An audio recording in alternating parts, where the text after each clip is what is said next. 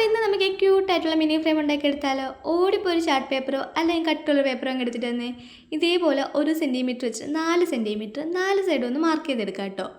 ഇന്ന് ഈ ഫ്രെയിം ട്രെൻഡാണെന്ന് വെച്ചാൽ ആണെന്നും അല്ലാന്നും പറയാം. പക്ഷേ ഒരു ടൈം ഈ ഫ്രെയിം ഭയങ്കര ട്രെൻഡിങ് ആയിരുന്നു. അതിപ്പോഴൊന്നുമല്ല, 2-3 വർഷങ്ങൾക്ക് മുമ്പാണ് കേട്ടോ.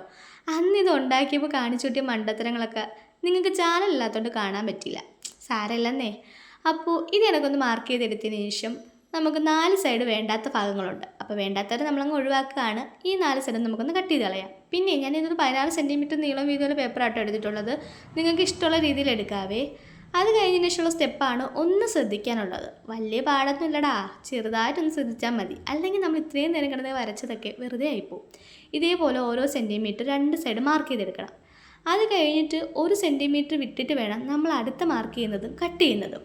അല്ലാന്നുണ്ടെങ്കിൽ മൊത്തത്തിൽ പണി പാളും. ഇതേപോലെ ഒന്ന് മാർക്ക് ചെയ്യുക, കട്ട് ചെയ്യുക. പിന്നെ എളുപ്പമാണ്, ജസ്റ്റ് ഒന്ന് ഫോൾഡ് ചെയ്യുക. 4 സൈഡും വേണമെന്നുണ്ടെങ്കിൽ ഒന്ന് ഗ്ലൂ ചെയ്ത് കൊടുക്കുക. ചെയ്തേക്ക്. അല്ലെന്നുണ്ടെങ്കിൽ ചിലപ്പോൾ എപ്പോഴെങ്കിലും ഇളകി പോകാൻ തോന്നിയിട്ടങ്ങ് ഇളകി പോയാലോ.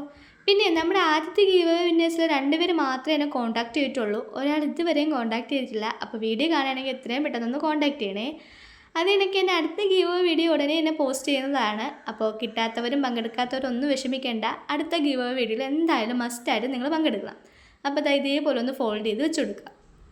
കഴിഞ്ഞു, ഇത്രയേ ഉള്ളൂ. ഇനി നിങ്ങൾക്ക് പെയിൻറ്റിങ്ങോ കോട്ട്സോ അല്ലെന്നുണ്ടെങ്കിൽ നിങ്ങളുടെ ഫോട്ടോസോ എന്ത് വേണോ ഇതിനകത്ത് ചെയ്ത് കൊടുക്കാവുന്നതാണ്. അപ്പോൾ ഫൈനൽ റിസൾട്ട് കണ്ട് ഇഷ്ടമായി കഴിഞ്ഞാൽ ലൈക്കും കമൻറ്റും തന്ന് ചാനൽ ഒന്ന് സബ്സ്ക്രൈബ് ചെയ്യുക.